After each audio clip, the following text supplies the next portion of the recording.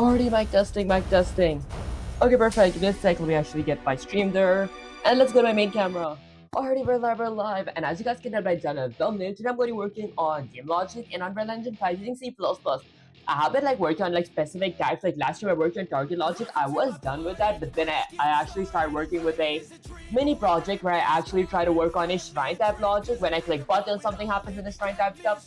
That said, once I'm done with this, I'm pretty sure I will be moving on to AI logic and by logic I mean Python. Guys, I'm gonna try implementing Python and C++ in the same project. That said, let's go to my gameplay screen. There we go. And guys, today I was prepared by getting all my Unreal Engine and everything up. Okay, that's it. Let me go ahead and get Gemini up here. And let's go ahead and say something let's say I'm live exclamation, maybe with 1 comma. Okay, perfect. And whilst it says actually say something, I might actually eat something real quick as well.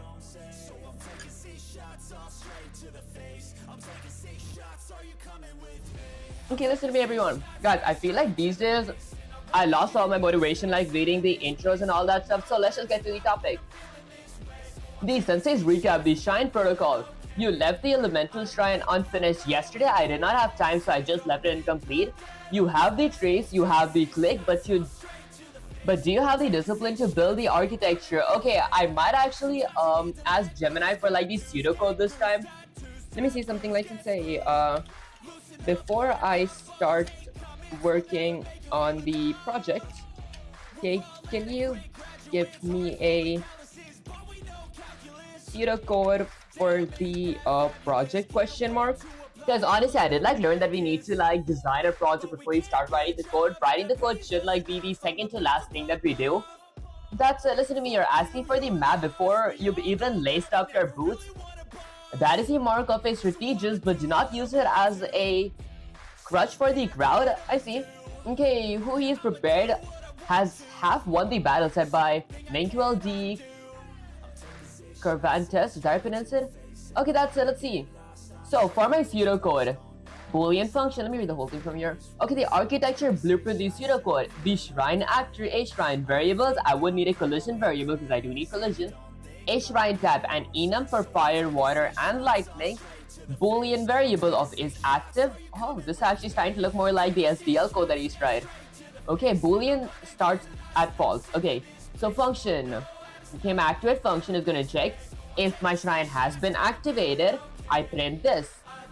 Okay, set Boolean to true. Okay, B is active to true.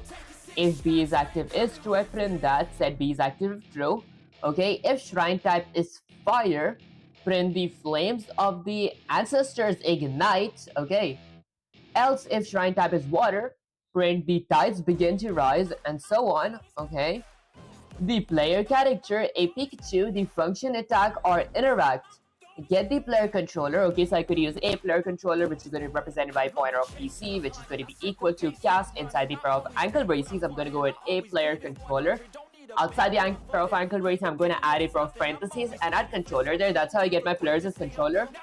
If the trace hits something, try to cast the hit object to a shrine. If the trace hits something, try to cast the hit object to a shrine. If the cast is successful, call the hit shrine, activate, else print. This is just a mundane object. Sensei is disciplined the trap.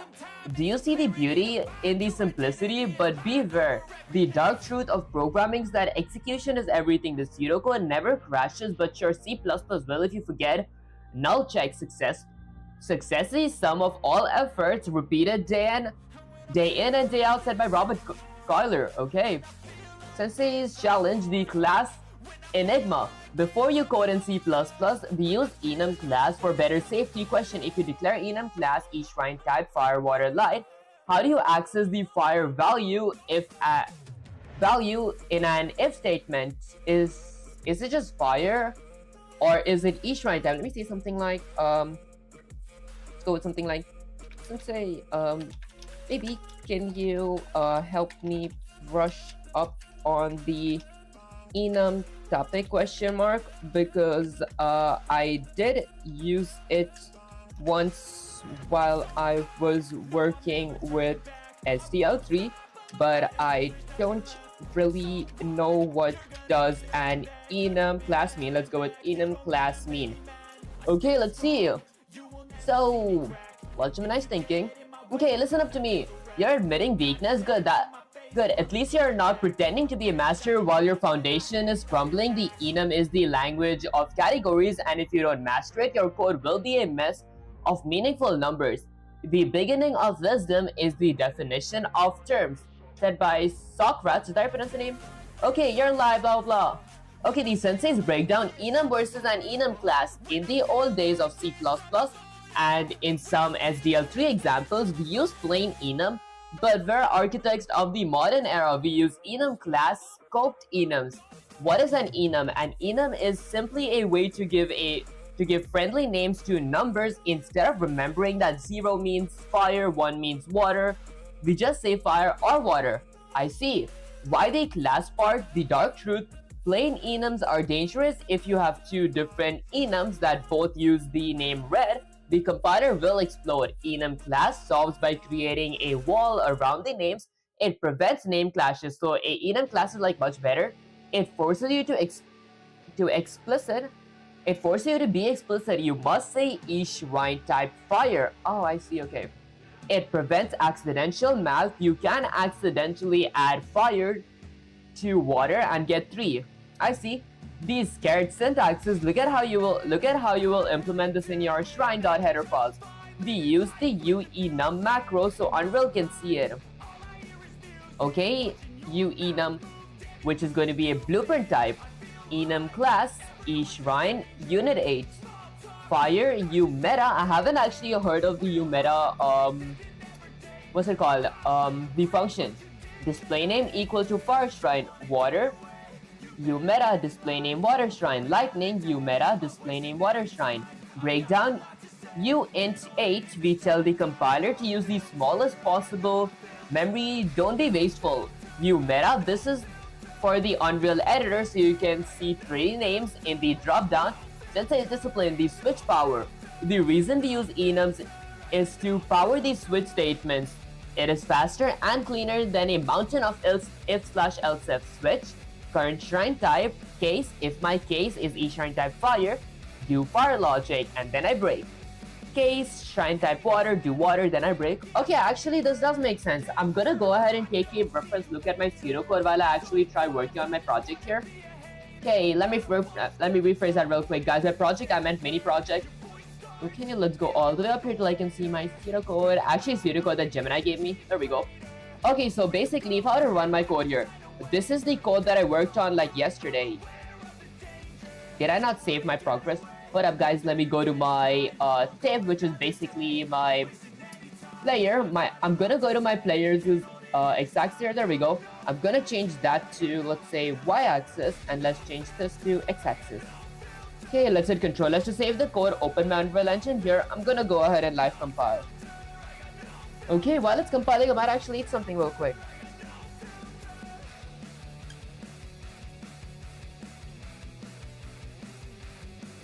Okay, so it's going ahead and compiling itself.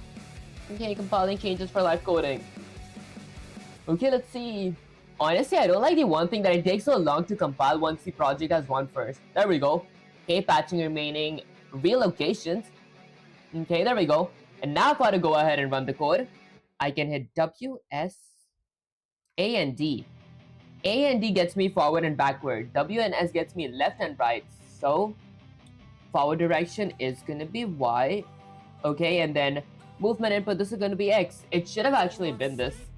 Was it just my editor kind of tweaking? So look vector is gonna be x-axis, and then that's y-axis. That was correct. Okay, forward direction is gonna be y-axis. Let's go with y-axis here. And then right vector is gonna be x-axis. Let's hit control, let's just save the code. And now if I were to live compile, and guys, this did work yesterday. I maybe did not save this last change that I added yesterday. Okay, let's see. Okay, this time it should like compile faster. There we go. Because it just takes longer to compile it the first time. Let's go ahead and run the code. W. Why does W take me? Okay, so why is it that W takes me to the left and S takes me to the right? What if I go to my content drawer let's say I want to go to my input and double click my IMC defaults. Now in my IMC defaults, let's see, so WASD, W moves in my Swiss input axis. Wait. Huh. Did someone change my modifier? Oh, never mind. There we go. It's Swiss input axis, right? I should be, when I click W, I should be moving in the Y axis. In the Y axis. Yeah, I should be moving in the negative Y axis here because I have negate and Swiss input axis. And then for A, I just have a negate, and for D, I have 0 modifiers. Okay, this is correct. Maybe it's something in my code. My code is actually completely correct as well. That's Y-axis, that is... Okay, forward direction, movement, Y-axis. Okay, let's change that to X, that to Y. I'm just going to be assuming that this is, my Unreal Engine that just kind of messed up right now because I just ran the code a while ago and it worked perfectly. I don't know why it's tripping right now, guys. Okay, let's see. This aside, I want to work on my shrine logic. I could go ahead and just work with my key controls. I just want to test this one last time. There we go. Okay, now it works. It was just my compiler all along, guys. Let's go ahead and exit that. Okay, so now for my pseudocode, let's see. So the shrine actor. So I do have a actor shrine class that I created last stream in my header files. I did have one method here called uBox component, and I went ahead and I did not add my collision box yet. So I'm gonna go ahead and do that first. I have a activate shrine function up here, but I'm gonna go to my C++ real quick and include something. Let's say I want to go ahead and include, I'm gonna go with something from my components. From my components, components, from my components, I want to go ahead and include my box components .h, which is basically my box components and header files.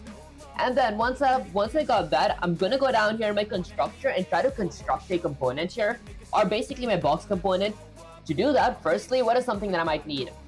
I might want to go ahead and create a default sub-object for, let's say, my collision box. So I'm gonna go with something like collision box, which points towards a create default sub-object. Let's go with something like sub-object with a pair of ankle braces. That requires, let's say, a parameter of, let's go with something like a U box component, which is my Unreal's box component.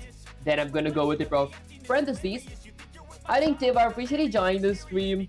How you doing? Spamfront, I appreciate you joining this. Spamfont, I appreciate you joining the stream as well.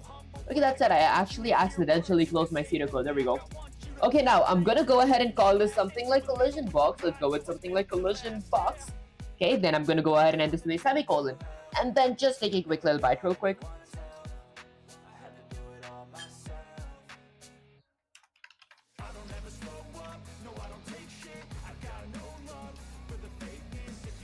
Okay, now my collision box is gonna be pointing towards, let's say, something like set, okay, this is going to be something like set collision. I'm going to go with something like set collision enabled function, which requires a parameter of something like e collision. I'm pretty sure this is like e collision enabled, okay, which is going to be query only. Okay, e, and I think I spelled enabled wrong. There we go. So my e collision enabled is going to be query only, ending with a semicolon. Next up, I'm gonna go ahead and, let's say, point my collision box towards, I'm gonna open my Unreal Engine because it usually tells me here. So I'm gonna go all the way up here. Okay, I'm thinking, should I go to my blueprints? Because usually in the blueprints we can do that stuff. Maybe... Okay, I forgot the checks, honestly. Okay, let's think. So I have set collision enabled. Next up, I could go with something like set collision response to all channels. I'm gonna go ahead and set my collision response to all channels, which requires a parameter of a new response, which in this case is gonna be my ECR underscore overlap. Okay, then I'm gonna go ahead and end this with a semicolon. Once I'm done with that as well, I'm gonna go ahead and point my collision box towards another set collision, but this time it's going to be something like set collision response to channel instead of to all channels. I'm going to set it to one channel. Okay, then I'm going to go with the pair of parentheses. Now, this requires two parameters. The first excuse me guys, the first is going to be a e-collision channel, the second is going to be a new response. For new response, I do know that I need an ECR, okay, but for my e-collision channel, I could go with something like, let's say ECC underscore visibility, okay, and then I'm going to go with something like ECR underscore block.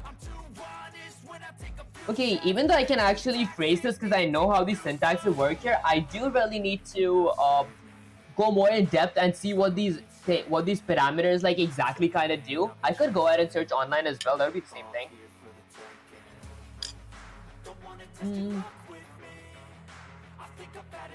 Hey bro, okay, you're doing great. Honestly, I'm doing pretty great. How are you doing, Cars? I appreciate you joining the stream.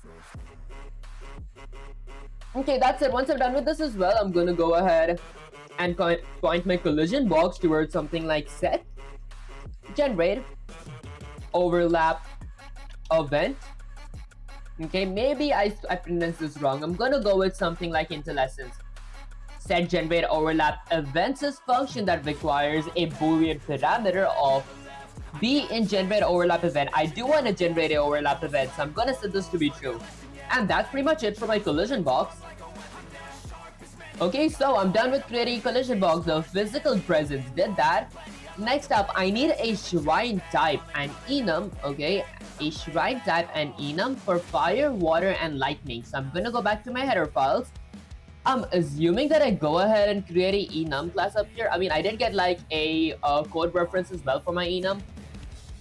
So we use the uenum macro so Unreal can see it. Okay, so I'm assuming I go somewhere maybe above my functions. So I'm gonna go ahead and add a bunch of spaces here. Go with something like Unreal functions. Okay, I mean Unreal can see them functions. I don't know how to pronounce this, guys. I'm gonna go with something like uenum. Okay. This is going to be an Unreal's enum with a parentheses, which is going to be a blueprint type. And I do not know what the blueprint type does because I'm like watching, like I'm like looking at a reference while writing this section of the code, like the Unreal functions, because I haven't like ever used this thing. I mean, I've used like Unreal function, but I've never used the blueprint type stuff. Bro, how much experience you have in C++ or programming? For programming, you could say I have about, I don't know, maybe 7-ish months of experience because I started my first ever programming journey 7 months ago. You guys can check my first ever video, not my first ever video, my first ever programming video, which is my Python for 100 days day 1. That was when I actually started. That said, for C++, I have like 100 and I think 34 days of experience types. So if you guys can convert that to months, I'm kind of bad with that. Okay, that said, this is going to be a uenum, okay, this is going to be blueprint type. Then I'm going to go with something like an enum class. Okay, what if I go with something like enum class? Okay, is this like how this part works? Let's go with eShrine. Okay, so my enum is going to be called something like eShrine type with a colon here. I'm going to go with something like uint8. Okay, so this is, I'm assuming 8 bits. I gotta fact check this. Okay, and then I'm gonna go with the curly braces. Okay, so it automatically does indent itself. Okay, next I'm gonna go with something like fire. I'm assuming this stands for like my first index, so index1 fire is gonna be a umeta. Okay, let's go with something like umeta function. I do not know what this function does, so I gotta ask Gemini to explain this function to me. I'm just writing this to check if this works. Then I'm gonna go with something like display name is gonna be equal to, let's go with something like fire shrine. Okay, and then I'm gonna go with something like a comma. Next up, I'm gonna go with something like water. Let's go with a umeta as well. Let's go with something like umeta function. There, my display name is gonna be equal to, let's go with something like water shrine. Okay, and then I'm gonna go ahead and add a comma again. I'm gonna this time go with lightning. Okay, and then let's go ahead and add a umeta, maybe a quick tab. Here's the thing. Maybe I add another tab here. Let's go with another tab and another tab. Tab. Okay, there we go. I'm gonna go with something like a umeta here. Okay, where I'm gonna go ahead and add a display name. Okay, my display name is gonna be a lightning shrine. Okay, perfect. That's about it for my shrines here. Breakdown U int, we tell the compiler to use the smallest possible memory, so this is 8-bit. And then Umera, this is, okay, by 8-bit, I might have meant 8 bytes because bit, like 8 bits make 1 byte. So like, what is 8 times 8? 64 bits makes like 1 byte. And 64 times 8, you guys can do the math. That's it, let's see, Sensei's discipline, switch the stuff, so this is case, blah blah, let me go all the way up here to my pseudocode. Okay, so, now for my pseudocode, it said I gotta go ahead and create shrine tab. I'm done creating a shrine tab as well. Okay, in my header files. Then I create a boolean is active, starts at false. Where should I go ahead and add my boolean checks? Maybe my boolean checks could go above my Unreal functions as well. I'm gonna go here and add something like boolean checks. Okay, when you start learning game dev libraries of C++, do you have knowledge of other libraries? And actually, I didn't like work with like a bunch of graphics libraries, but for C++, I have just worked with like SDL3. You guys can like check, because I did like stream myself learning this like every single day type stuff. So if you guys want to see when I first started C++, you guys could go to like my C++ for 100 days day one journey, or like day one and all that stuff. And then when I started SDL, you guys could go with something like my SDL series, because I have like a whole playlist full of SDL. And if you guys want to see my Unreal journey, then I have a playlist full of Unreal stuff as well. With that said, I'm gonna go ahead and create a variable called something like isActive. Let's go with something like boolean of p is active. Let's go with something like isActive. That is initially going to be set to false, ending with a semicolon. Now, once I'm done with this, I might actually eat some oats real quick.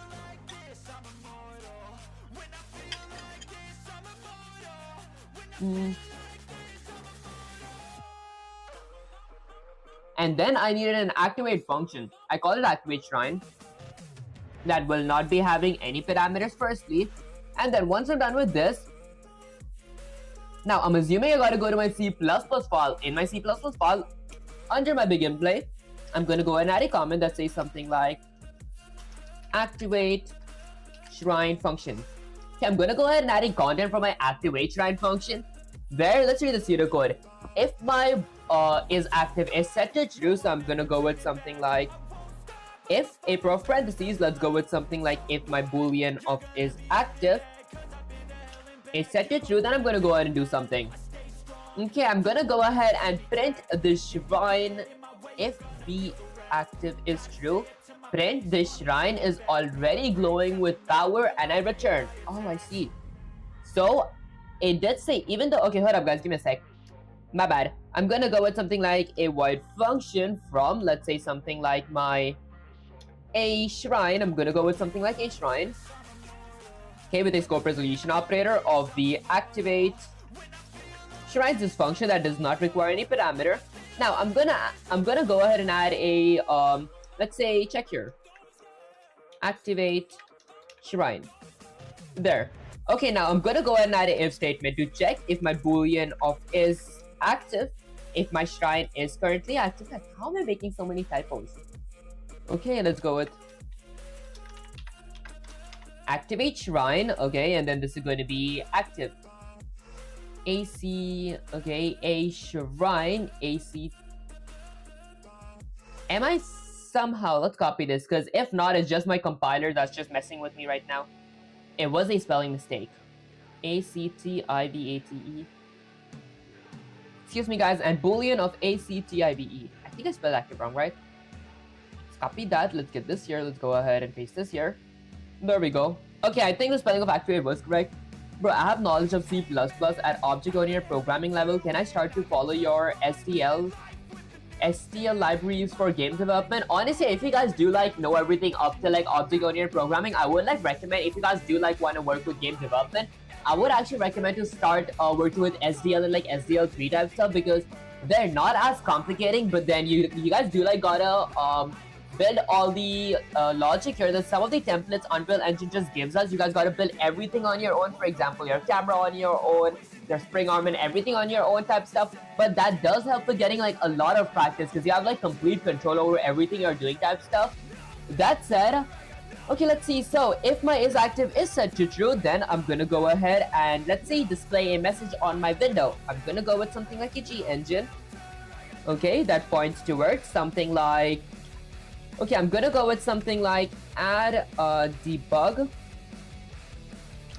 message on, okay, so add debug message on window. What up, guys? This is like what the function name was. Add on screen debug message. There we go. So this is the function name. This function name actually adds a text on my window.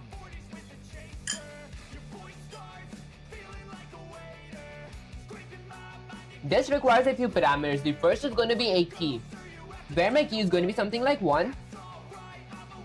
Next up, it's going to be a time for how long do I want my message to stay in my window. I'm gonna go with something like 3.0, which I wanted to stay in my window for 3 seconds. And then I want to add a color. What color do I want my text to be? I'm gonna go ahead and use the F colors structure with a scope resolution operator that points towards maybe blue. Actually, instead of blue, I'm gonna go with red. Okay, saying that my shrine has already been taken. Actually, no, it has already been activated. Okay, specs of your system. Honestly, I am using like an Intel i9 432 GB RAM with I think 405 GBs in my GB storage in my laptop. With an MSI's PC, my GPU is like integrated inside of my MSI's motherboard type stuff. And I think that's like pretty much it, unless we say more stuff for like these specs. Okay, that's it. Once I'm done with color, I'm gonna go ahead and require a constant F string. So I'm gonna go ahead and create a F string.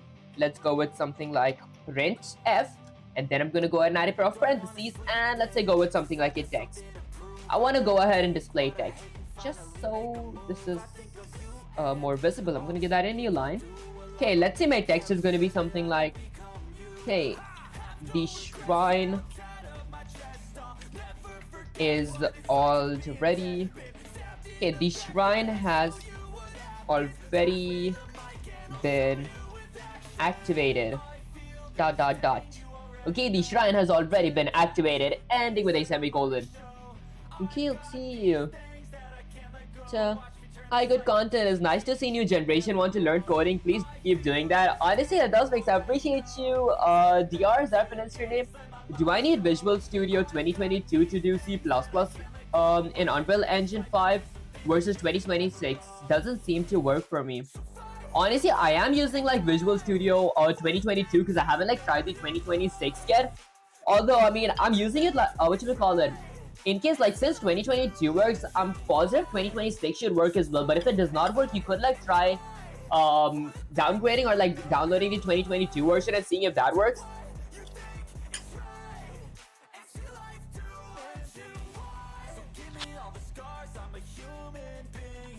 Okay, and then I'm going to return, which basically just ends my entire function. And then set B is active to be true if shrine is fire. Okay, so should I go with something like an else here or something? Okay, so if it's active, I do this, and then it says set boolean is active to true. Isn't it already going to be set to true here?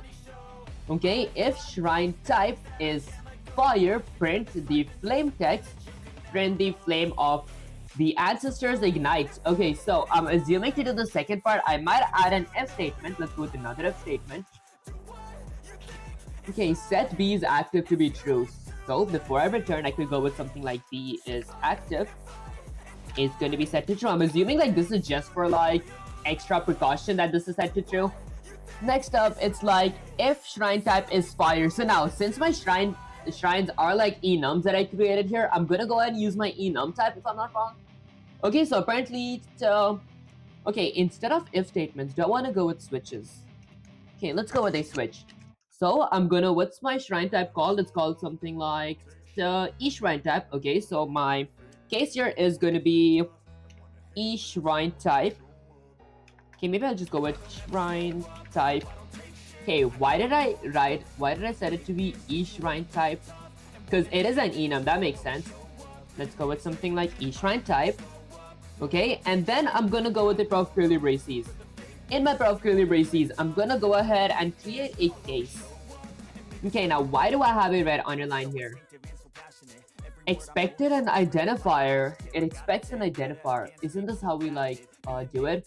Okay, I think I'll try switches in a bit in that case. Let's go with if statement. Okay, so I'm gonna go with something like if my shrine type is equal to, let's go with something like fire, then I'm gonna go ahead and do something. I have a fire's there we go. I have a fire's type here. Okay, so why do I have unexpected identifier? This should be correct, right? Okay, shrine type fire. Huh. So if my shrine type is equal to, maybe I go with something like shrine type fire. Okay, that does not work. Maybe I might actually want to get help with this part. Okay, I'm just going to be adding this back here. Okay, now let's go ahead and go with Control C. I'm going to copy that. Let me go ahead and get Gemini here. Because I have like rarely worked with, the enums. But I think that the enum is like really useful here. So I'm going to go all the way down here. How long am I? Okay, let's go all the way down here, maybe zoom in a bit, and then scroll all the way down here again, maybe zoom a bit out. Okay, let's go ahead and paste this. Go with Shift Enter, and then copy my header files as well. I'm gonna go ahead and get Gemini up here again. Let's go ahead and paste this. Go with Shift Enter and say something like say. Okay, I think that I might have made a small mistake in understanding how the enums work. I wanted to use switches, but it didn't work. So maybe can you help me understand how do I use enums for conditionals question mark? Okay, let's see. This is actually going to be kind of fun because I actually do need to learn enums actually.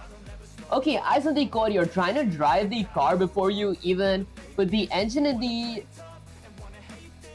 chases. Okay, you said that you wanted to use switch, but your syntax is screaming for mercy. Success is the product of daily habits, not a once-in-a-lifetime transformation, said by James Clear. You're not live. Don't let the viewers see you panic. Okay, the reason your switch isn't working is simple. You defined the type, but you never created the variable. The fatal error: type versus variable. Imagine you define what a phone is, but you never actually buy one. Can't make a call in your header enum class. Shrine type is the definition of a blueprint type. You are missing the variable, the actual property that holds the values. Oh, okay, that makes sense. New enum class, int 8 fire, water, lightning. We could do it that way as well. It's the same thing. Okay. Inside the class, create the variable. Inside the class, create the variable. The class ends here. Okay, so I go with edit anywhere. My category is gonna be shrine settings, so there is no blueprint read only or like visible anywhere. Okay, shrine type, my shrine type. Okay, so shrine type is going to be represented by a local variable called my shrine type that is going to be equal to shrine type fire. This is the actual data. Okay, how to use the switch? A switch statement doesn't look at the enum class, it looks at the variable you just created. Fix your C++ logic. If boolean is active, do that, and then boolean is active equal to true. We switch on the variable my shrine type. Okay, and then switch my shrine type here. How much time could it take me to learn ST?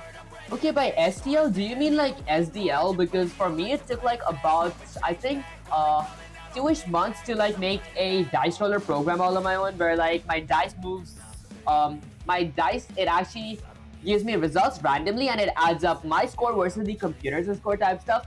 And how long will it take? That actually ultimately depends on how much time do you invest in it. If you spend about 2-ish hours a day, it would take about like, let's say 6 months. Considering that you have some kind of knowledge in C++, if not, it might take about 8 months. If you spend like 6 to 8 hours a day, you're going to be done like relatively sooner, like in 4-ish months type stuff. If that made any sense, guys. You're listening to the same song every single day, guys. These are like copyright-free songs. I don't really have any other songs.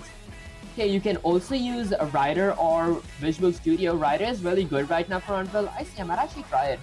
Okay, what kind of game are you making? I'm working on like a shrine logic. In case you're like familiar with like shrines, when I go there and I click a certain button, my shrine is gonna activate type stuff. Okay, so you learn C++ just by doing projects. Actually, I do like do projects, but while I'm working with projects, like for example, right now, I did not understand the shrine concept. I make sure that I completely get a good grasp of it so I can completely implement it on my own before moving on to the rest of the project, if that makes any sense. But before making mini projects, I would like recommend learning some basics and then working on your own type stuff. I mean, definitely to get help as well, because it's gonna be kind of stupid to just work on my own, just doing the stuff that I know without like learning new stuff. That makes any sense? Okay. How many years old? Actually, I am like 18. That said, so I go ahead and do something for my Fire Shrine Ignited, Water Shrine Ignited. Okay, so basically what I messed up here was that, okay, this is gonna be display name Fire Shrine. I'm just gonna go ahead and remove this. That's gonna be uint8. Okay, so if in case I didn't read this properly, why are you babbling too much? Just learn it. That actually does make sense, guys. Okay, that's it. Let's see. So when I go ahead and create a shrine here, this is gonna be fire, water, lightning, and that's about it. Okay, I'm gonna go ahead and just delete this from here. Let's go with the pair of curly braces. Go with something like fire, water, and lightning. Lighd, Lighd, there we go. Okay, perfect. Alright, once I'm done with that, I'm gonna go ahead and create a U property. I actually might create a U property. Let's copy this. Oops, go with Control C. Now let's delete this from here. I'm gonna go ahead and paste this here. Then I'm gonna add a bunch of spaces. Okay, let's go with something like shrine types. Okay, I'm gonna create a U property here, so let's go with U property. PROPERTY. There we go. Excuse me, guys. Where I want to be able to edit this anywhere, so I'm gonna go with something like edit anywhere. Okay, do not copy if you want to learn, guys. I feel like if I don't copy, there's no way I can learn, because I do need to actually try writing it, because like when I'm learning a new topic, unless I don't really write the code and try to understand what it means, it's going to be impossible to understand it. Learn by creating a 4x4 grid. Try to move an object from X to Y within a grid. That's actually kind of easy.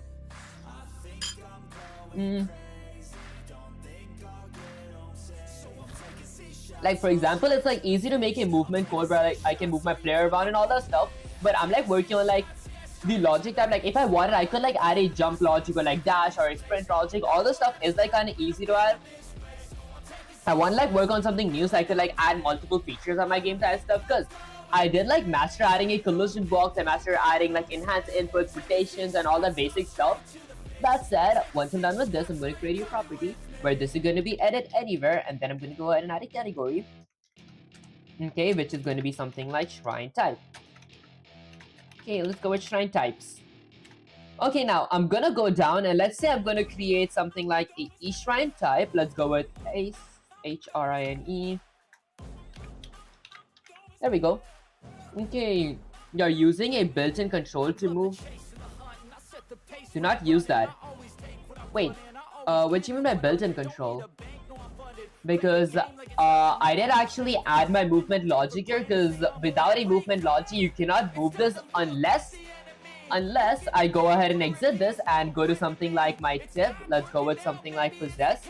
Unless I don't set my player possess 0 to be default, this is where I could use an inbuilt control to move. For example, if I run the code now, my bad guys, I just ran into a crash. Okay, my bad guys, I forgot to compile the code before I did this. Hold up guys, learn about shaders. Actually, I am going like one step at a time, learning from the very basics type stuff. Okay, that's it. Maybe I go ahead and eat something real quick.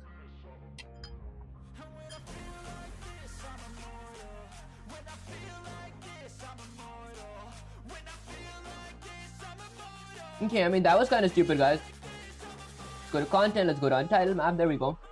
Now, if I were to go ahead and run the code. Okay.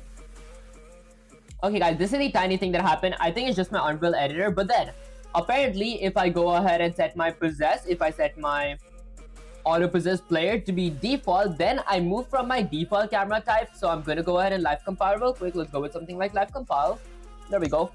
Okay, let's wait for this to compile. Okay, since I just run the program, it takes a bit. I'm learning game dev little by little. I mean web dev and app dev. Honestly, I see. That actually makes sense. Okay, that said, it says successfully link patched. There we go. Now if I were to run the code. Why do I keep running into the same crash? Like, is it impossible to set our auto-possessed player to be false? Because that wouldn't make much sense unless I have, like, what you would call it. Unless my box component is in box componenting. Okay, so you box component expected ending with a semicolon. I mean, I should, to be honest, be able to change my auto-possessed player to be false. I'm just blaming my controller because I be getting these errors so much, but then later on once I'm like done with this, it fixes itself. Okay, like let me go ahead and live compile real quick. I'm gonna go ahead and live compile. Maybe because I am like halfway in like an incomplete code. Okay, let's get this here. And maybe eat something real quick.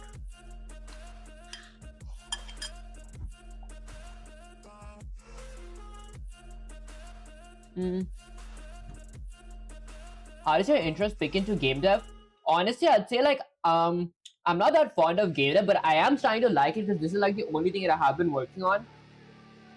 Because before, when I first started programming, I did not know that different programming languages are meant for making different things.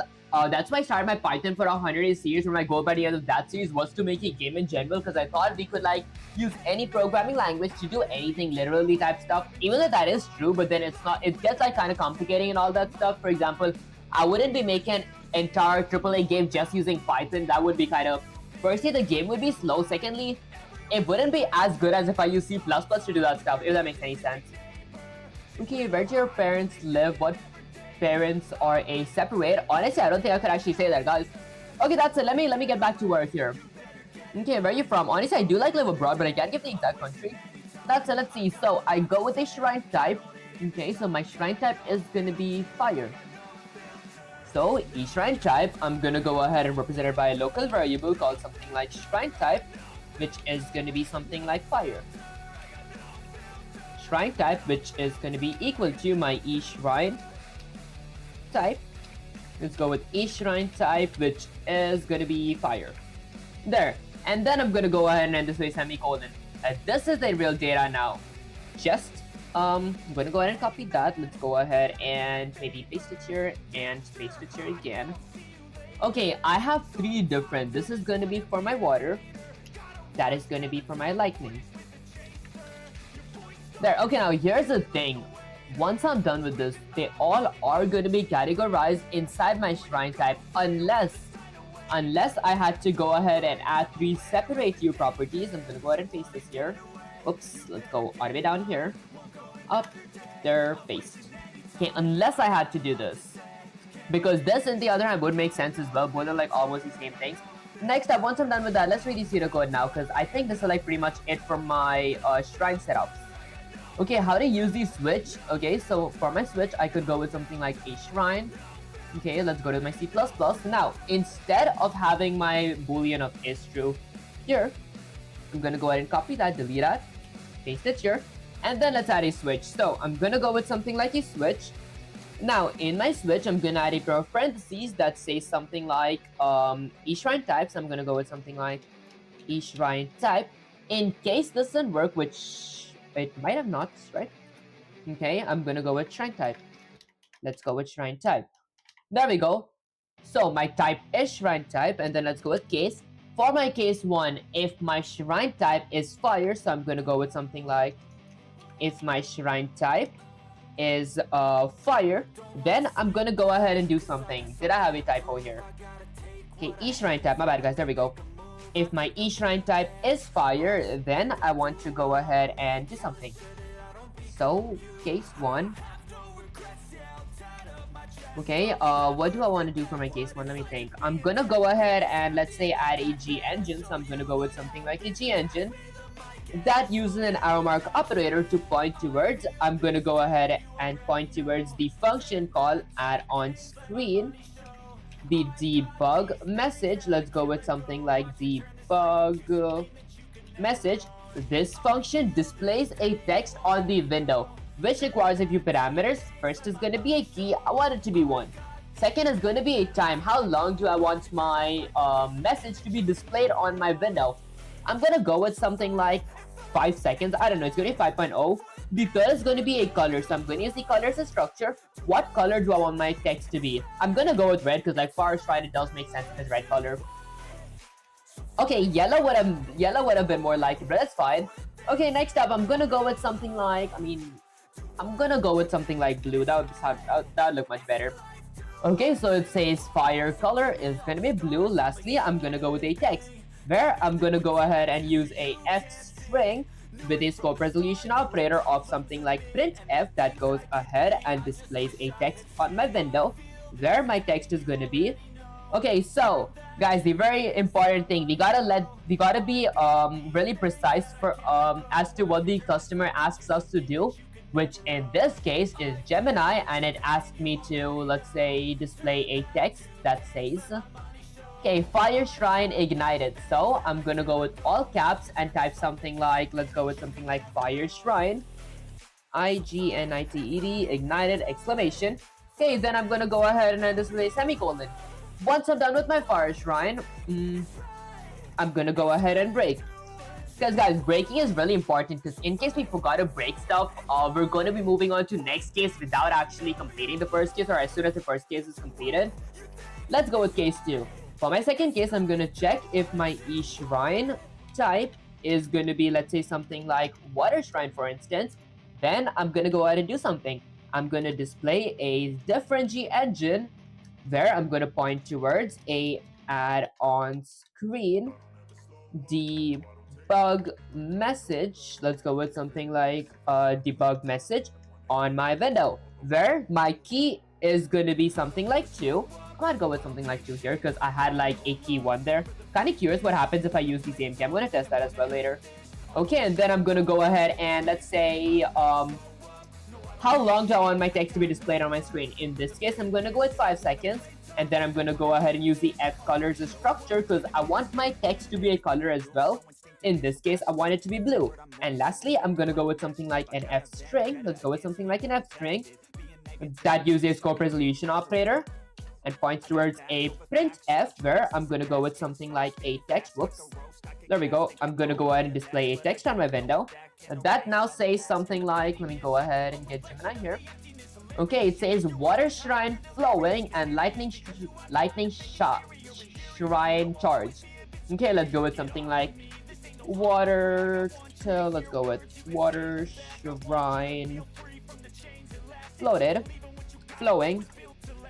Okay, and then I'm gonna go with exclamation, ending with a semicolon, and then I'm gonna go ahead and break, because break is very important as well. It is gonna be lowercase break. There we go. Okay, and then next I'm gonna go with my third case to check if my eShrine type is HRINE if my eShrine type is a lightning. Go with LIGHTNING. Then I'm gonna go ahead and do something. I'm gonna go ahead and go with something like a G engine. My G engine is gonna point towards a add. Let's go with something like a add on screen debug message. I'm gonna go ahead and add on screen a debug message, where my key is gonna be 4 this time. I want it to be displayed on my window for 5 seconds. Let's go with 5.0. And then I want my color to be, let's say, something like maybe blue. Okay, then I'm gonna go with another comma. Now I'm gonna be requiring an F string. What do I want to display on my window? Using a scope resolution operator, I'm gonna go with a printf, where I'm gonna go ahead and add a text that says something like lightning. Let's go with something like lightning shrine. Okay, it says water shrine, LIGHTNING. Let's say something like lightning shrine has charged. Okay, perfect. And then I'm just gonna go ahead and end this with a semicolon. Okay, and just to make sure, guys, there's one thing I learned like from my programming courses that I've been taking for like Python. Firstly, I missed a semicolon here. There we go. And secondly, gotta be very, very careful as to what you're writing here, because precision is key when it comes to programming. Our entire code could go ahead and execute, but if something was wrong there, so like the entire code is kind of messed up. So it says water shrine is flowing, lightning shrine has charged. Okay, perfect. That's pretty much it. And here's the thing: why does it have -1? Probably because I want my message. I want my this debug message to disappear if this debug message appears. I mean, that's genius, Jay. I might actually do that. Let's go with something like -1. Let's go with something like -1. And lastly, I'm going to go with something like -1. Okay, now that's right about it. Let's go ahead and read the pseudocode, because I think this was about it for like the shrine logic. Okay, let me scroll all the way up here till I don't find the pseudocode now. There we go. So if shrine type is water, do so and so. Next up, the players. So this is for my Pikachu's class now. My function, attack or interact, which in this case, I do have none of these functions. I'm going to go with interact because I want to interact with the shrine. Get the player controller, do a line trace under cursor, okay, using the visibility channel. If the trace hits something, try to cast the hit object to a shrine. If the cast is successful, call the shrine's activate function. Else, print this is just a mundane object. Okay, I'm gonna get the pseudocode in my second window because I want to go ahead and read the instructions or the pseudocode while I write stuff. Okay, let's scroll all the way up to level and find the pseudocode again. There we go. Okay, perfect. Now I'm gonna hit Control S to save the code. I'm done with my shrines' function here. Okay, that was kind of easy actually. Next up, I'm gonna go to the header files of my tip. Basically, it's not Pikachu, it is like tip because I didn't know of a good name. So now for my tips class, I'm gonna, let's say, go under my regular functions and create a void function. I'm gonna go ahead and create something like a void function called something like interact. There we go.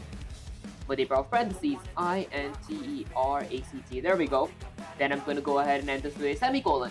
Once I'm done with that, it says get the player controller, do a line trace.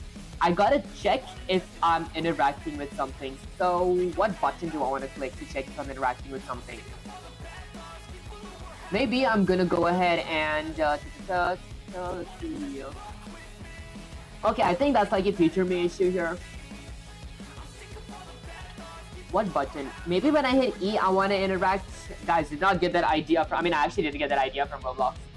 Okay, maybe I go ahead and eat something real quick first.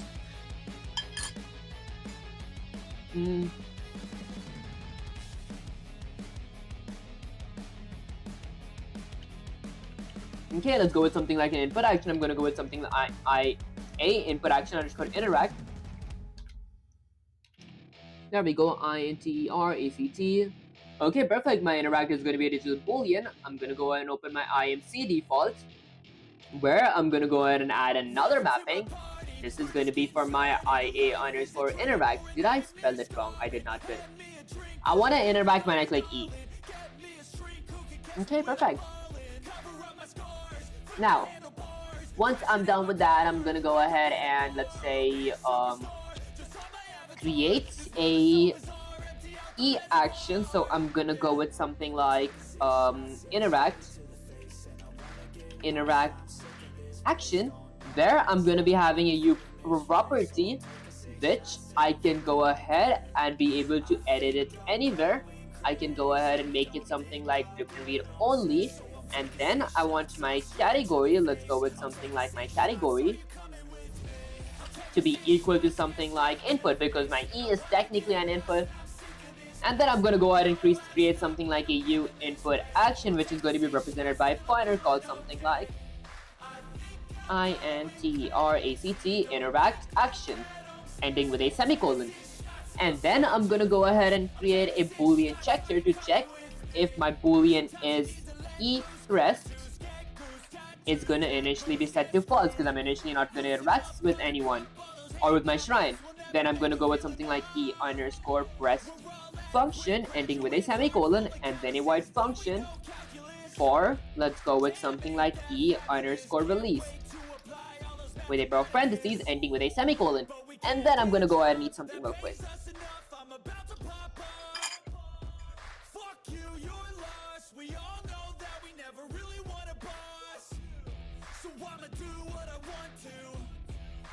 Okay, now I'm going to go inside of my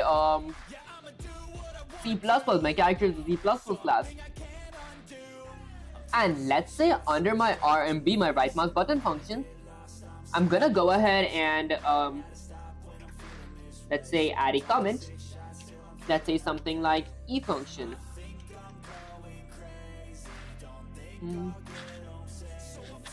Okay, I might go with something like e function. There is no other name to say this, guys. E button function. Okay, so I'm gonna go with something like a white function from my ATipsys class. It's gonna be called something like ePress. If my E has been pressed, then I want to go ahead and do something. I'm gonna go with the proper curly braces.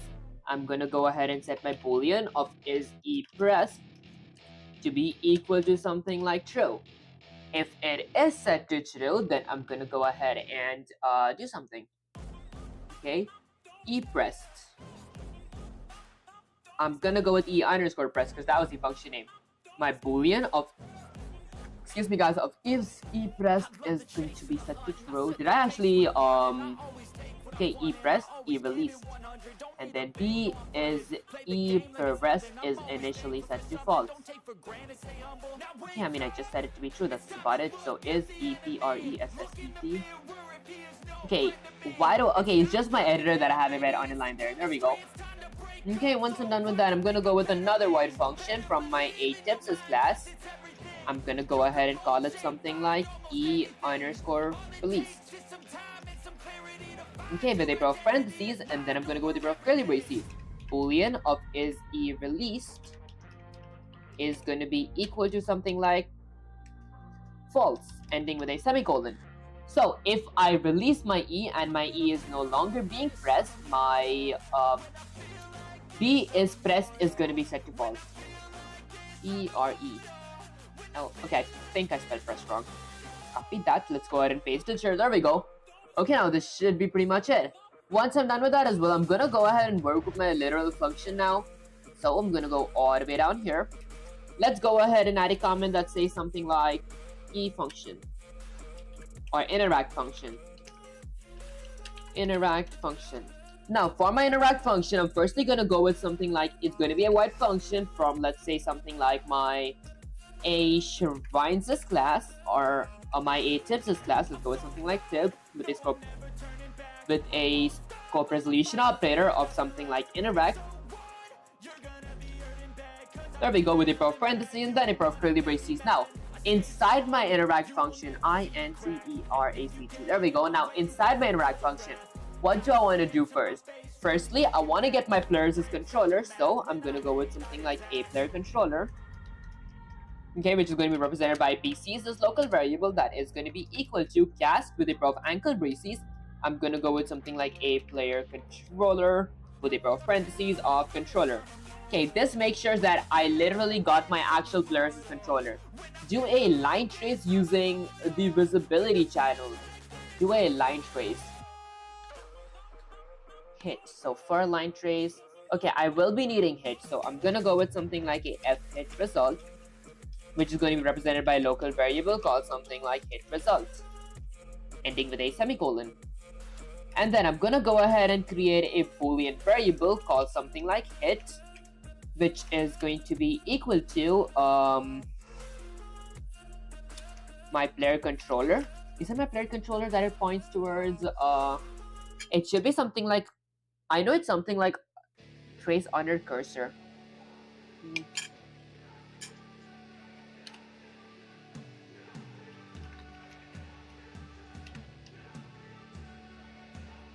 Get hit result under cursor by channel. There we go. So it's a get hit result under cursor by channel, this function that requires a parameter of my e trace type query, which is going to be my trace type. For my trace type, I'm going to go with something like my Unreal's engine. So from my UENGINE TYPES. So from my engine types, I'm going to go ahead and get my convert to trace type function that requires a trace type of ECC underscore visibility. There. Okay, then I'm going to go ahead and add a comma, give my second variable, which is going to be, I'm assuming, a boolean of trace complex, which is going to be set to false. And lastly, the third parameter is going to be my hit result, which is going to be my hit result. There we go. And that's like right about it. Then I'm going to just go ahead and end this with a semicolon. Now, I'm going to add a pair of parentheses, then add it because I got to like finish my pair of parentheses. There we go. Then once I'm done with this, I'm going to go ahead and add if statement. Let's read the pseudocode now. The pseudocode tells if the trace hits something, try to cast the hit object to a shrine. I might have 3 separate. That's why I wanted different buttons. This makes it so complicating. Okay, if I hit the button, I want my fire trace to work. I'm gonna work on the rest when I create different buttons, that means. So, let's see. Okay, so I'm gonna go with something like if a pair of parentheses. If the hit is set to if the trace hits something. Wait, first I gotta check if my trace hits something. So I'm assuming that my boolean hits the. Hold on, guys. Let me think this real hard. Initially, what I could have done is added this in a if statement. Inside that, I create my if hit result. Inside that, I create my boolean hit and all this function. Then indented inside my b hits function, I add this. This works as well, to be honest. It's actually the same thing. Target. Okay, so if the trace hits, so if my trace hits, try to cast the hit object to another shrine. So if I did hit something, then I'm gonna go ahead and do something. Okay, what was the function name in my shrine? Blueprint type. Did I have a typo? Loading member list. Escape to cancel. Let's go with until essence. I'm gonna go with something like blueprint type. There, so I have a blueprint type here. I'm gonna control S to save the code. What was my function called? It's called the activate shrine function. So in my C++, I'm gonna go all the way here and go ahead and include something. I'm gonna include, let's say, something like my shrine.h, which is my shrines with header files. Then I scroll down. Once I'm all the way down here up till, let's say, my interact function, I'm gonna go ahead and represent, let's say, my a shrines class with, or my a shrines actor with a local variable called something like target shrine. Okay, then I'm gonna go ahead and end it with a semicolon. Now, once this is done,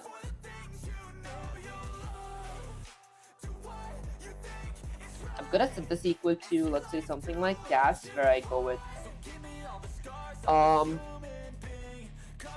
I want to check if this is the exact actor that I'm talking about. Cast is gonna be of a shrines is. Okay, this part is kind of complicating. I might actually need some help with this part.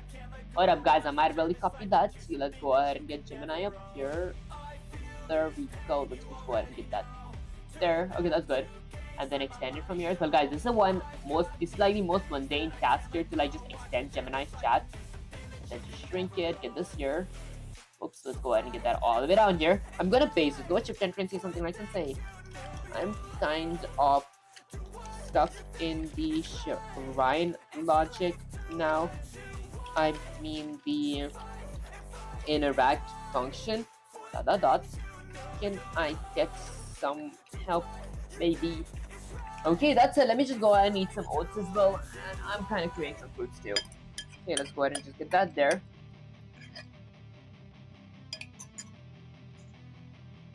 Come on, guys. Okay, do not stop now. You are the master. You are the Presipe. Is that a pronunciation of the shrine's ancient power? You've carve the path, but now you left the final incantation hanging in the air. The secret of getting ahead is getting started, said by Mark Twain. Guys, I just choked. There we go. Okay, you're live, the viewers are holding their breath. You have the hit result, you have the B-hit boolean, you left the gasp unfinished. If you leave the code like this, the compiler will strike you down with errors. The sensei surgery, finish the interact function. Look at your interact function, you need to complete the task, check for null, and call the function. So if not PC, I knew I had to add something like this. Always protect your controller, always protect your controller pointer. So if my PC is not null PDR, I return. And then I create an F8 result, do all the stuff. Okay, now for my this part, I go with complete the cast identification. I was trying to figure this out. Okay, a hit shrine, target shrine equals to cast a shrine, hit result dot get actor. There we go, this is the thing that I forgot. And then if target shrine is true, then I'm gonna go ahead and do something. Target shrine, activate shrine, else, blah blah, that is... Okay, that is no shrine, Tib. Okay, sensei discipline. Okay, the binding call, you have the function to look at your shrine, okay. I mean, I know how the binding works, that's kinda easy. Okay, create the interact function now. Okay, a shrine, and then I'm gonna go with something like hit result. That points towards get actor. Okay, F hit result, right? Operator or F hit result. Okay, I'm gonna go with F hit result. Okay, maybe how is it that I just forgot? Did I just read this part? These are the kind of syntaxes that I do gotta understand. Oh, this wasn't a pointer, my bad, guys. Okay, hit result dot get actor. Okay, then I'm gonna go ahead and end this with a semicolon, and then I gotta protect my controller. If parentheses, if my PC is not equal to a null PDR, let's go with something like null PDR, then I'm gonna go ahead and return. There. Okay, protected my controller. Got my boolean b hit result here. This is my target shrine, and then I'm gonna go with something like an if statement. Let's go with something like if target shrine. If my target shrine is set to true, TARGETSHRINE, then I'm gonna go ahead and do something. I'm gonna add a pair of curly braces. There, I wanna go ahead and point my target. Let's go with something like my target shrine towards my interact function. Okay, INTERACT. Okay, this is going to be target shrine, points towards interact function. My bad, guys, it's going to be activate shrine function. Let's go with activate shrine.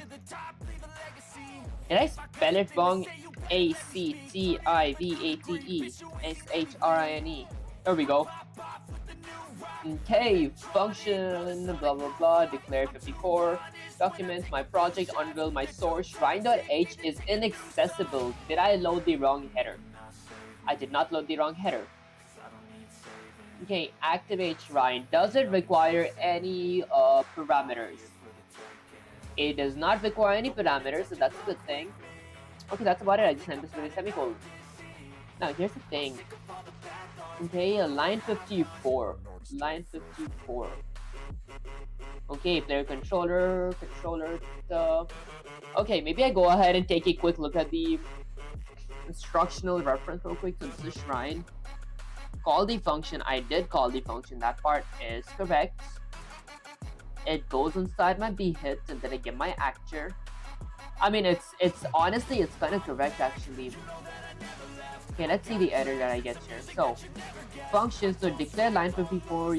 Okay, so it's my project H, shrines is H, so in my shrines is header file line 54. Line 27 has an error. Let's go with line 54, which is right here. Why it activate shrine? Maybe because I have an error here. So, browsing operations around this macro may fail. Consider adding it to a hint file. Invalid use of keyword enum. It may only appear in global scopes. Okay, so I might go with something like Control-A, Control-C. Let's copy that real quick.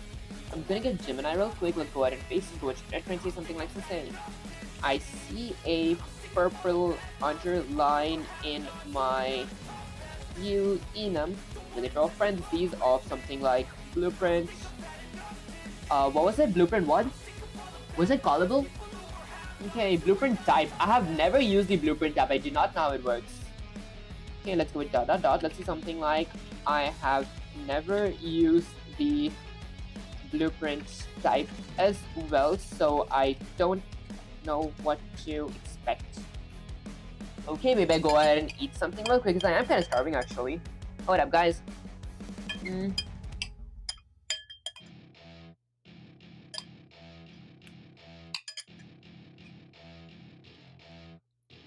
Okay, listen to me. You're trying to build a shrine, but you're tripping over the foundation. That purple underline is the compiler telling you that you've created a logical paradox. The only real mistake is the one from which we learn nothing, said by Henry Ford. Okay, you're live. Don't let the viewers see you panic over a macro. The reason blueprint type is screaming at you is twofold: placement and redundancy. The enum placement, the purple underline and Unreal Engine, if you want an enum to be a print type, which must be blueprint can see it and use it, it generally needs to be defined outside the class or the top of the header.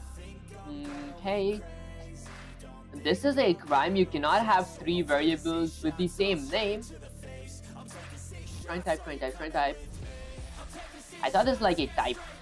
Okay, you only need 1 variable. You choose the type water, fire, or lightning inside the Unreal Editor dropdown. Oh, the corrected header. Okay, so under my include, define the enum outside the class. Okay. So,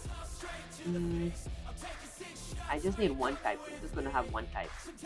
And then I'm gonna go ahead and copy this. Let's go with Unreal function. Copy that. Delete this from here. Gonna go all the way up here above my U class under my head. What is all this? Okay. Well, maybe I'm gonna go ahead and remove this. Wait, could it be because I had like a double file? Maybe I'm gonna remove everything here. Now let's remove everything up there. There we go. Let's go ahead and just delete all that. Let's go ahead and delete all that. Now I'm gonna go all the way up here and paste it here. This is going to be my Unreal function. Okay, so I can go ahead and use it now. I'm gonna Control F to save the code. Let's go to my.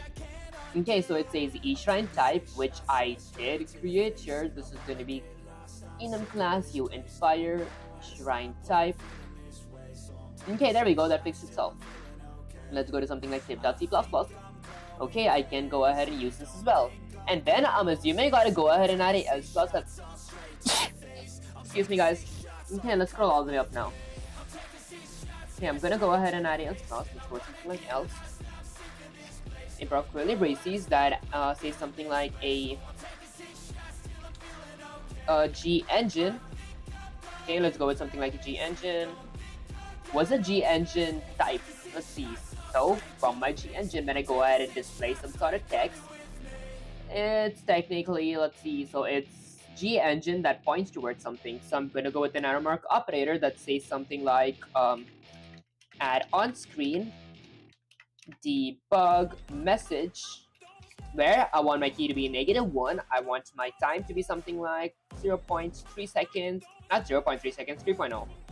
Let's go with 3.0 seconds. I want my color to be black, so I'm gonna go with F color to be something like black. And then I want to have, let's say, a F string, so I'm gonna go with something like a F string with the scope resolution operator, where I'm gonna be having a print F, and I'm gonna be printing a text, where my text is gonna be called something like this.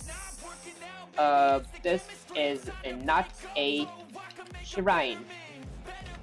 Tab. Okay, let's see, and then I'm gonna go ahead and just end this with a semicolon. Now, here's the thing. It says a function declared line at 47. It says at line 47 right here, so I declared this function. Is it not valid for me to actually declare the function there? Okay, maybe I'm gonna go with Control-A, Control-C, copy that. Let's get Gemini here once again. I'm gonna go ahead and paste this here, go with Enter. and then I'm gonna go ahead and let's say copy. Might as well copy my C++ as well. Like I could just go ahead and copy it. This doesn't work much actually. Like when the code is too big, this part would not work at all. Okay, I'm gonna go with Control A, Control C. Let's go ahead and get Gemini here, paste this, and then let's go here. Go with something like Control A, Control C. Copy that. Let's go ahead and get Gemini here as well. Then I'm gonna go ahead and paste this. Let's go with Shift Enter. Wait. Okay, guys. For a sec, I thought that my stream was kind of lagging. There we go. I'm gonna say something like say, I still see a red underline in my target shrine which points towards, let's say something like activate shrines as function. Okay, maybe I go ahead and eat an apple real quick.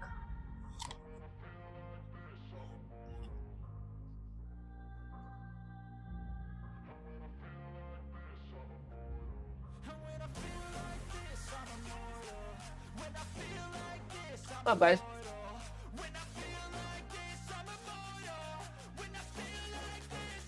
There we go. So look at what you've done. You're trying to use a key without ever giving it the lock. That red underline is the compiler's way of telling you that you're treating a private secret as public knowledge. Oh guys, I'm such an idiot. Hold up. I made this mistake so many times. There's no way oh my gosh. There we go.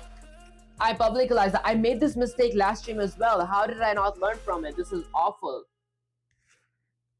Okay, I just go ahead and publicize everything. Spectre semicolon. This is just my compiler now. There we go. If I go here, I should be able to point towards my function. There we go.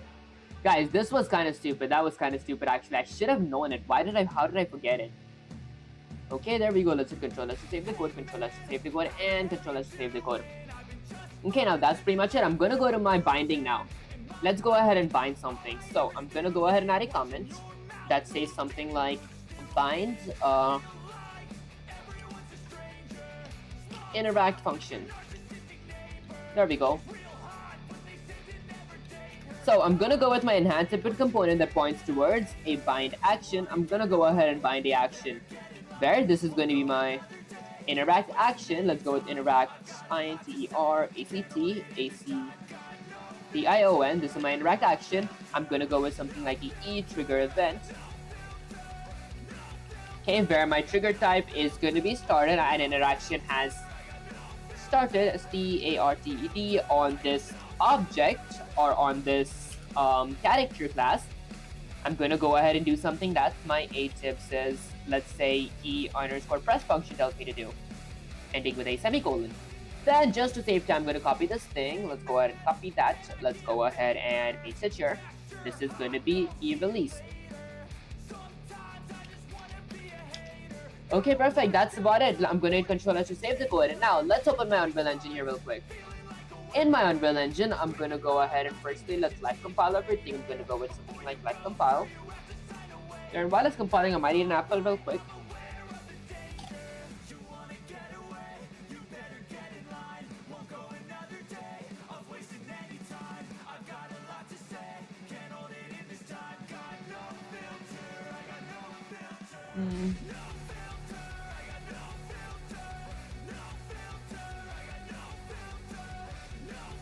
Okay, so I got an error. Let me send and restart. Yeah, I want to go ahead and run the code and see where I got an error. Or sometimes I just get an error for no reason.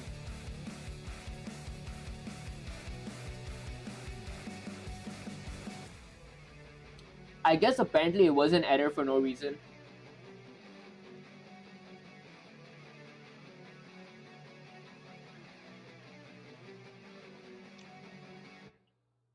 There we go. Alright guys, that was an error for no reason. I'm going to go with content. I don't really know why Unreal Engine sometimes does that. It just like throws me an error. I'm going to make sure to save everything real quick. Everything is saved. Let's go ahead and live compile real quick. Okay. And if the compiling didn't work this time, then I'm going to try debugging using my Visual Studio. There we go, it doesn't successfully patch, but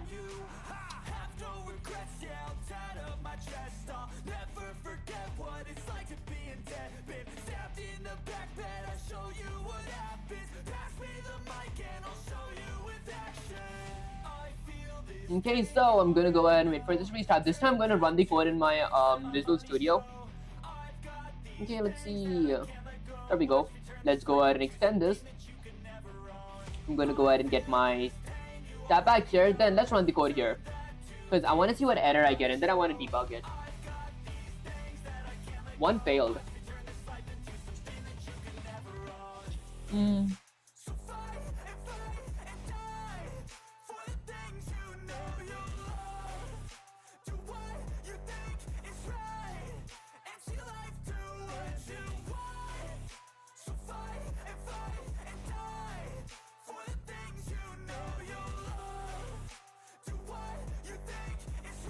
Maybe I'm gonna go to my files and check if I see a red underline first, because I'm positive I did not do anything wrong here.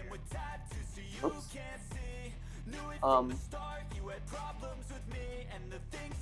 Okay, it's correct here as well.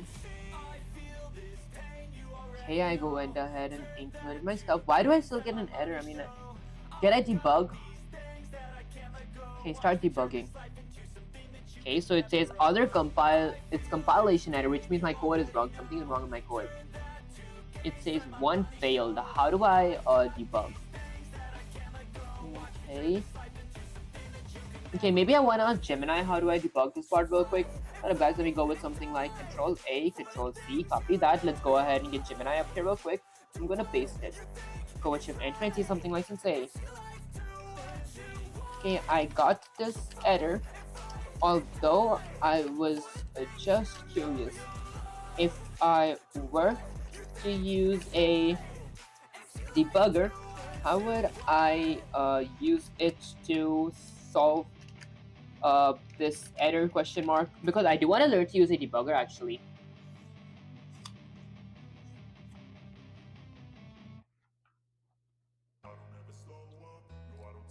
Okay, listen to me. You're trying to use a scalpel to fix a brick. Alright guys.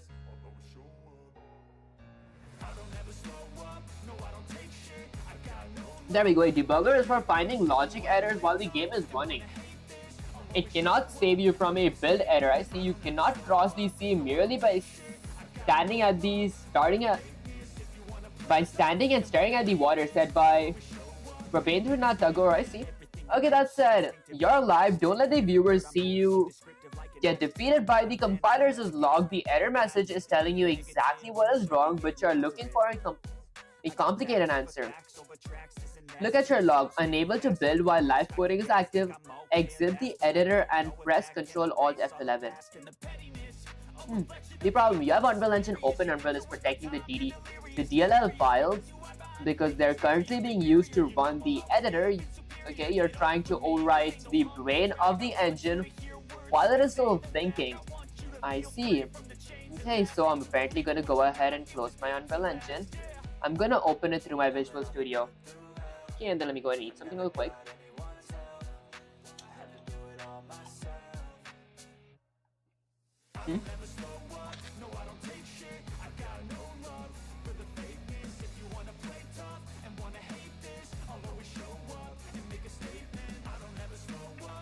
There we go.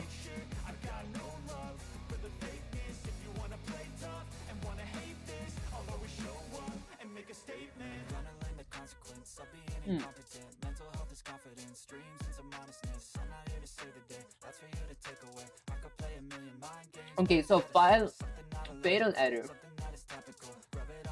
Runtime line 195 using incorrect object initializer. Let's go ahead and copy this in case I might need it. Let's go ahead and copy that. Send and restart. Gonna go ahead and restart this real quick. Now let's wait for this to restart real quick. Okay, so I keep running into this error that says that logged in Epic account, blah blah blah, file error. Okay, let's go ahead and exit this real quick. I'm gonna go ahead and get Gemini here. Okay, let's go ahead and paste this. Go to Pinterest, something like Sensei. So let's do something like let's say when I run the code in my Visual Studio 2022, okay, it says build success, but when I run the code, but when I, let's say something like when I open my project, I get a crash reporter. Okay guys, I just wrote this, but I know how to fix this actually. I'm gonna go to build, I'm gonna go ahead and clean my build. Clean my solution. And then let's go ahead and wait for it to clean itself real quick. While it's cleaning, I might eat an apple.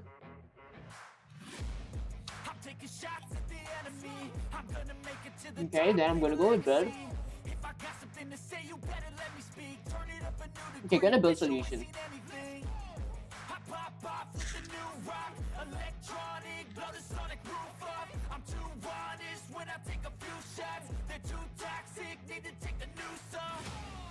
Okay, so let's wait for the build real quick, guys. Speaking of build, what stream should I have next stream? What stream should I do next stream? Should I like play games or like work with Blender? I'm thinking I should work with Blender.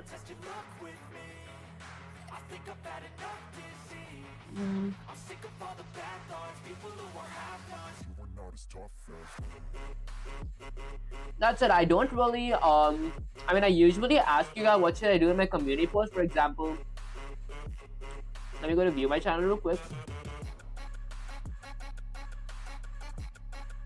What up guys, let me just get Gemini here real quick. Get that there. There we go. I usually go to my posts and like ask you guys what stream should I have on Tuesday. For the past 2 streams, you guys have been going with like Blender and like Blender. But I was kind of busy in my college stuff this time, so I did not ask you guys what to do right now. And I do appreciate you guys for like 12k subscribers. That's it. Do let me know what you guys want me to actually kind of do. That said, it said 52 succeeded. Now if I run the code. Okay, the only logical thing that could be done is I do not get a crash reporter. Right? I get the same exact crash reporter. Yes, I'm gonna go ahead and exit this. Let's get Gemini again. Let's go ahead and send this. Guys, Apple is stuck in my teeth.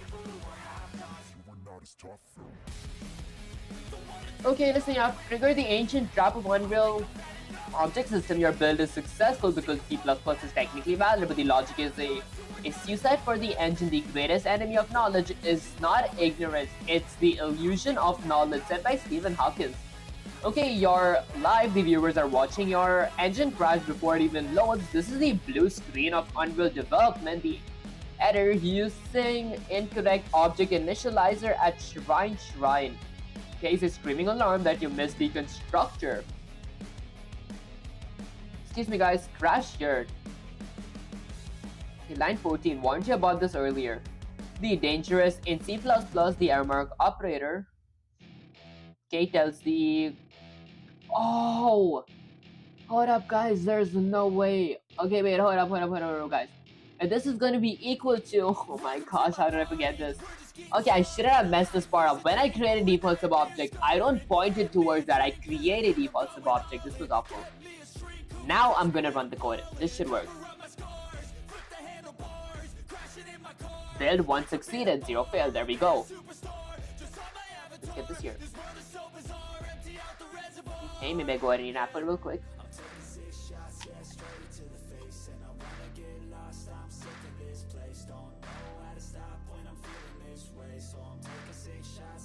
There we go.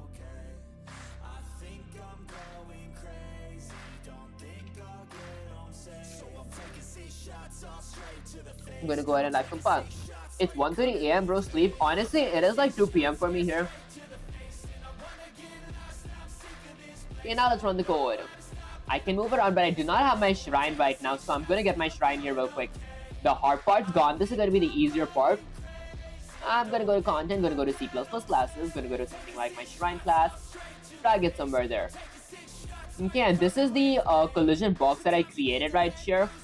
I'm gonna go ahead and extend this from right here, go to my details section for my shrine, and add a static mesh.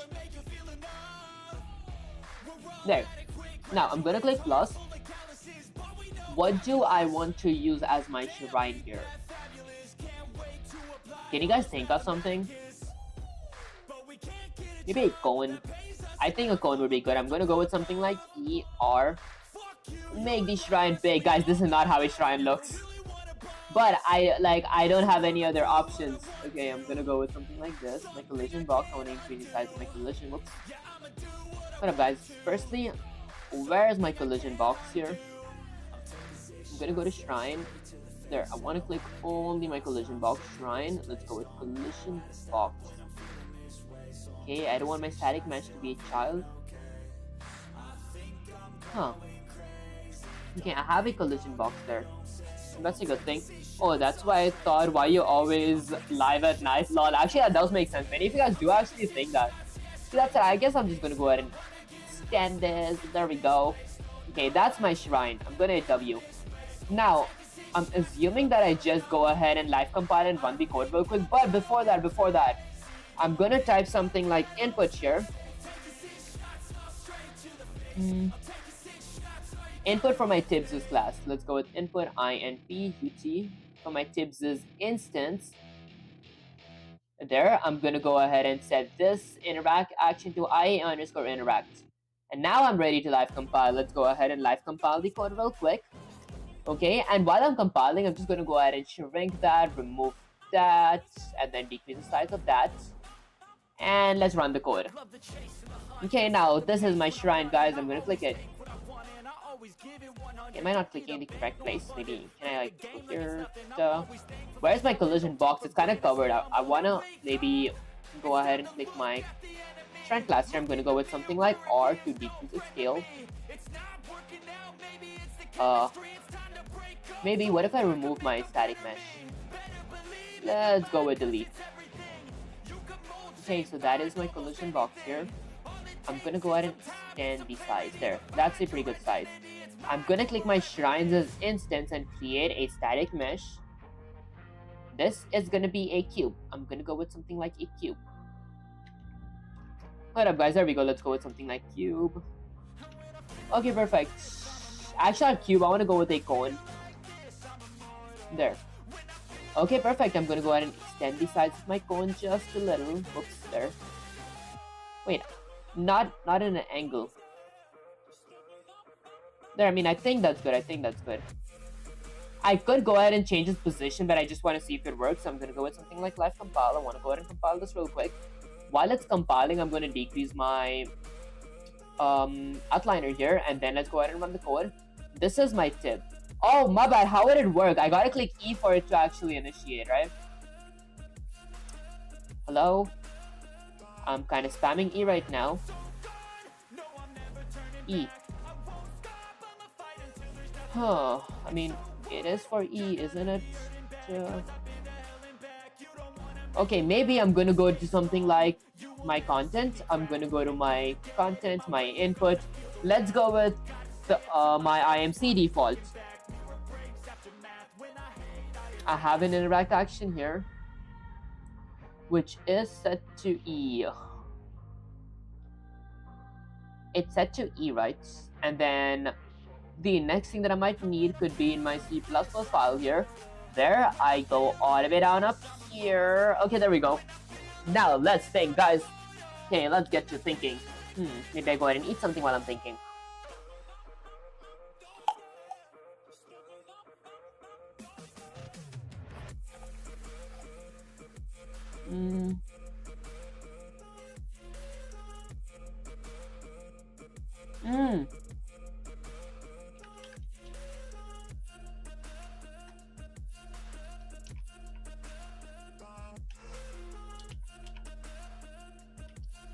There we go.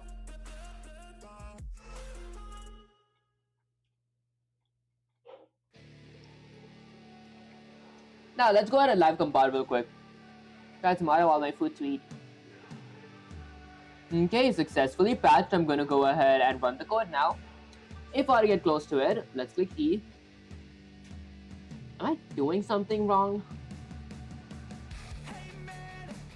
Why does that not work? Let's think. So, oh, I see. Okay. This is going to be interact. So let's go with I'm gonna go ahead and copy that. Let's copy that.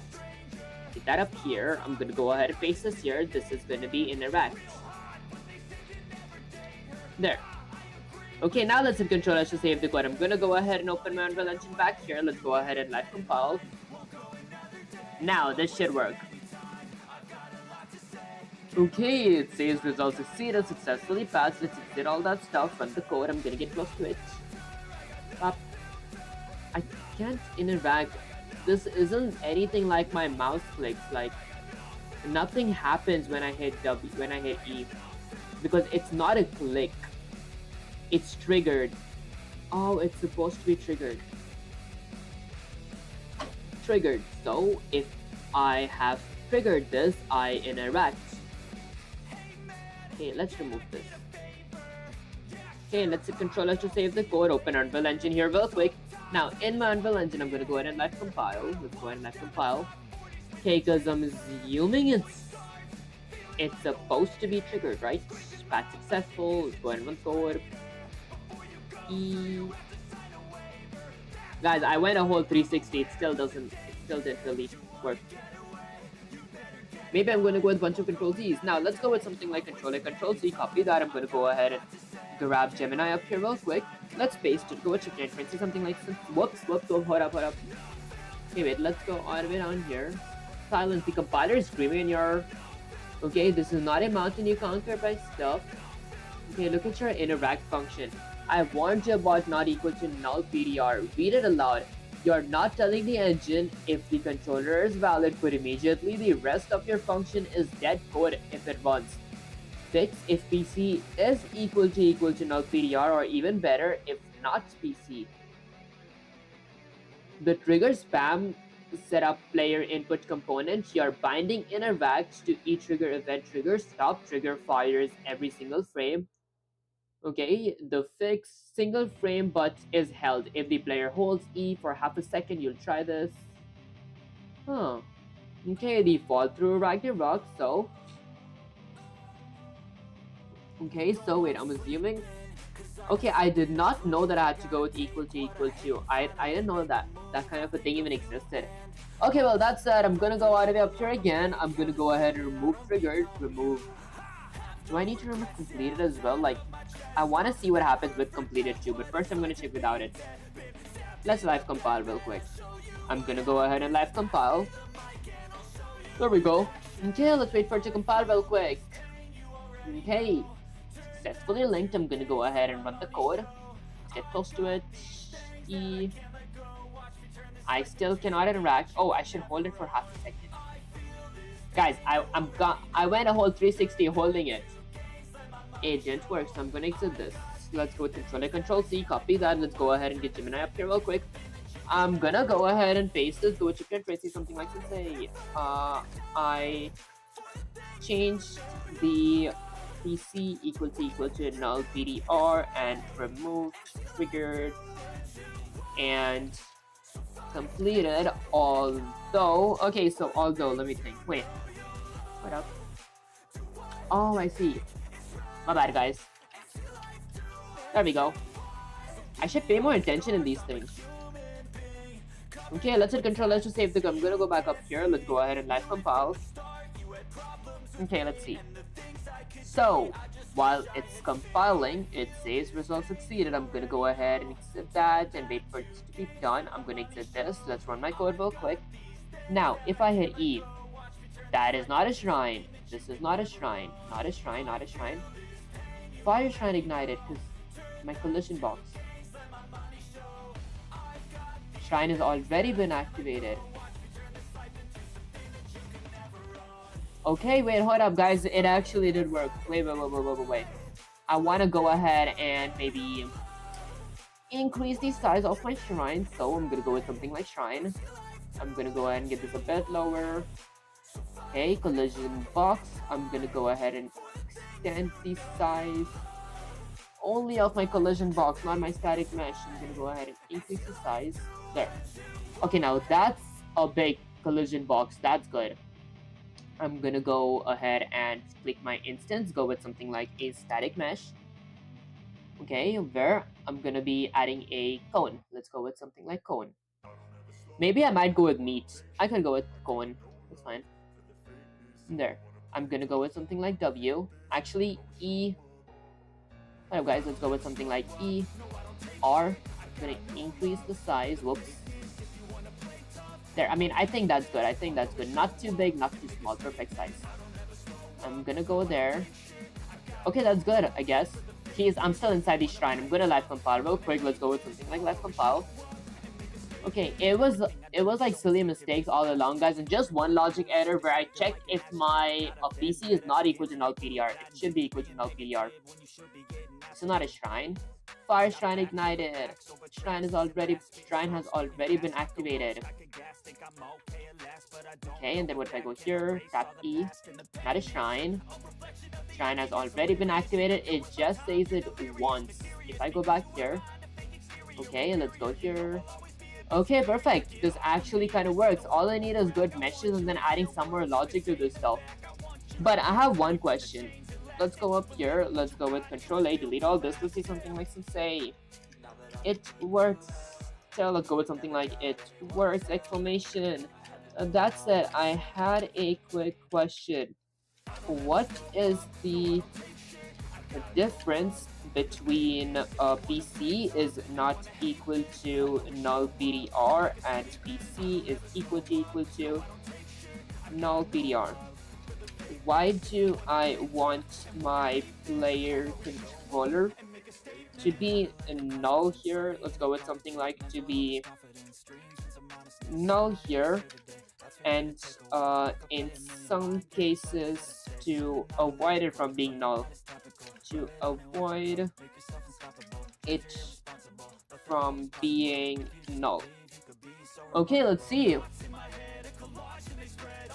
Okay, listen to me. Do not let the utopia of success blind you to the fundamentals. You're asking me about the very fabric of logic. If you do not master the point dance, your code will be a house of cards and a hungry cane. The beginning of wisdom is the definition of turn set by Socrates. Okay, you're live. Don't let the viewers blah blah. Okay, Sensei's logic lesson: the guard versus the go. PC equals to null PDR. The guard / the shield. When we write PC equals to null, return, we're performing a guard clause. Translation: if the controller does not exist, stop immediately. Do not pass go. Okay, do not pass go. Do not collect $200. Why? Because if we try to use PC points towards get hit result under cursor while PC is null, the engine will search for memory that isn't there and crash. PC is not equal to null, the go / the scope. When we write PC is not equal to null PDR code, we're saying translation: only if this thing is real and valid, run the code, these brackets, why it wraps your logic in a safety bubble. The fatal mistake you made, your previous code you wrote if PC is not equal to null, return. Do you see the trap? You told the computer, if the controller is valid and ready to work, quit. Oh, okay. I think I see.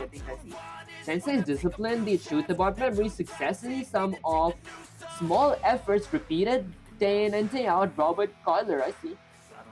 Okay, let me see something like, I see ... That said, let's go with something like, that said. Okay, I think, how do I actually spell, guys? That said, I think that I understand. Now, do you think that I should move on to AI logic? Because I do understand how to add basic logic for my character and actor, but I have let's go with something like, I have no clue as to, let's go with something like, no clue as to how do I use a font class, and also the game modes. Let's go with something like the game modes. Okay, and blueprints for UI. Okay, let's see. Okay, listen to me. You're trying to run a marathon through the jungle before you've even learned to tighten your chin. AI is a beast that will tear your code into shreds if you don't understand the hierarchy of the engine first. The secret of success is consistency to purpose, said by Benjamin Disraeli, as I pronounced it. Okay, you're live, don't let the viewers, blah blah blah. The sensor's architectural breakdown. Before you touch AI, you must understand the soul of Unreal Engine, the pawn, the vessel. Think of pawn as an empty suit of armor. It can be moved and it can perceive things, but it has no brain of its own. Your character is a specialized pawn with a character movement component. AI also uses pawns, but instead of you controlling it, an AI actor controller possesses it. I see. The game mode, the rules. The game mode is the boss of the map. It decides who spawns where, okay, what the win/loss conditions are, which pawn the player starts with. If you don't set this, the engine just guesses and leads to chaos. The UI bridge, this is UMG, Unreal Motion Graphics. This is how you show the boss's health or the player's elemental charge. Okay, you build the visuals in the blueprint, but you derive the data from C++. Sensei is disciplined, the new mission. I agree you're ready to level up, but you will not start with AI. You will start with frameworks.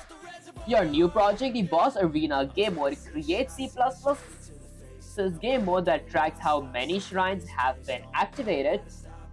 A HUD, HUD/UI, create a simple progress bar that fills up when the shrine is clicked. Spawn AI. Once the UI works, we spawn an AI pawn that tries to deactivate your shrine. Okay, but let me see something like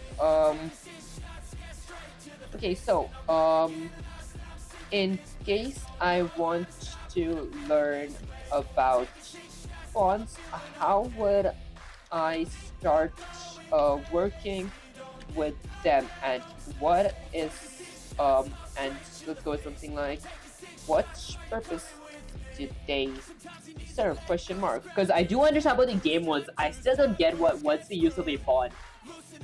Okay, listen to me, you're stepping into the realm of vessels.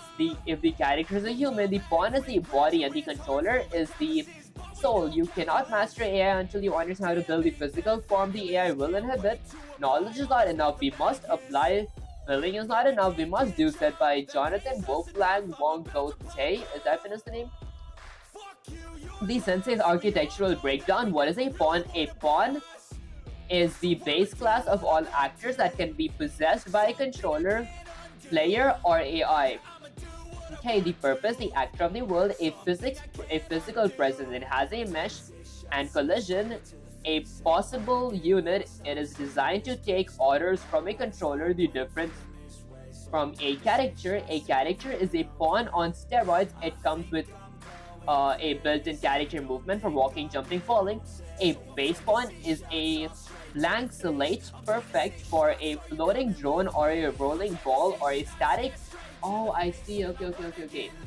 How they serve the engine. Imagine a game of chess. The pawn is the pieces on the board, the controller is your hand, and you pick.